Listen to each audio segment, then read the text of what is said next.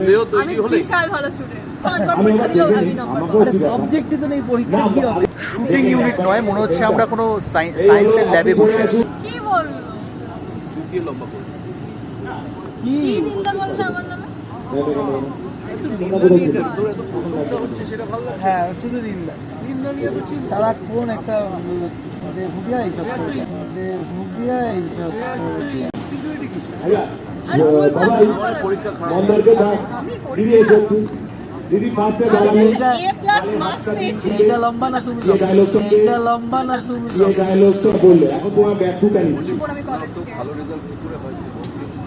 আরে আমার একটা তিনটে ব্যাপার আছে সাবজেক্ট তো, ওর মনে হয় আমার একটা ব্যাপার আছে, শোনো আমার একটা নাম তিনটে আছে সাবজেক্ট আমাদের একটা ল্যান্ডস্লাইড বাদ দিলে এইসব করে হয়ে যাবে একটা আর দুটো তো এমসি কম্পিউটার সায়েন্স হ্যাঁ।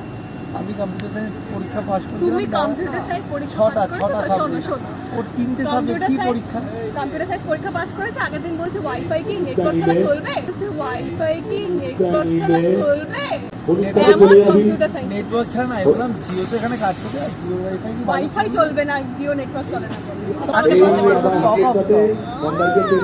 তিনটে আমার সাবজেক্ট ইঞ্জিনিয়ারিং কি এর পর পড়াশোনা ডাউট করছো ফার্স্ট সেমিস্টারে কি তিনটে সাবজেক্ট পরীক্ষাটা আমাদের ইংলিশ আমার ইঞ্জিনিয়ারিং এ কোনো ডাউট করতে নেই। সন্দেহ তৈরি আমি হলে? বিশাল ভালো স্টুডেন্ট। সন্দেহ আলাদা তৈরি বলতে হলে আমার পরীক্ষা হওয়া সাবজেক্ট আমি দিয়েছি আমি আমি সেমিস্টার দিয়েছি 6টা সাবজেক্ট ও দিচ্ছে 3টে সাবজেক্ট সাবজেক্টের ব্যাপারে তোমাদের কি সাবজেক্ট ছিল? আমার তো মনে আছে তোমাদের যে সাবজেক্ট ছিল সেগুলো আমরা সেকেন্ড ইয়ারে পড়ে ফেলেছি, তাই তোমাদের সময় কি এআই ছিল? ছিল না। শুটিং ইউনিট নয়, মনে হচ্ছে আমরা কোনো সায়েন্সের ল্যাবে বসে আছি। এত শিক্ষিত সব অভিনেতা অভিনেত্রী আমাদের।